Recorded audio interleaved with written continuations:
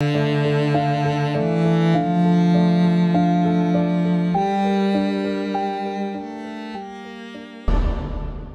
सहाला के मुलाजिम की गफलत लापरवाही का नतीजा है। नाज़रीन, मुलाजमीन को किसी भी हादसे की इतला दी जाए तो मौके पर नहीं आते। मालूम ये भी हुआ है कि जफर और ताज वगैरह अपने असर रसूख के बाइस अरसा दराज से एक ही जगह पर तैनात है। नाज़रीन, अहले इलाका के मुताबिक लाइनमैन जफर और ताज मोहम्मद पैसे लिए बगैर कोई काम नहीं करते। अगर कोई हादसा या वाकया हो जाए तो उन्हें दफ्तर से खुद पिक एंड ड्रॉप करना पड़ता है। नाज़रीन, इनके यही शाही रवैये हैं जो कि अवाम को दिन ब दिन बदतर सूरत हाल की तरफ धकेल रहे हैं। मस्कूरा लाइनमैन बगैर पैसे लिए कोई काम नहीं करते। अहले इलाका मस्कूरा मुलाजमीन के मनमानियों से शदीद परेशान है और मुतालबा किया है कि जफर, ताज मोहम्मद, बहराम फहद लाइनमैन, STO रवात उस्मान गुल और एक्सियन वापडा आजम जरदारी के खिलाफ 429 और 290 तेपे के तहत FIR दर्ज करके मेरे नुकसान का अजाला कराया जाए।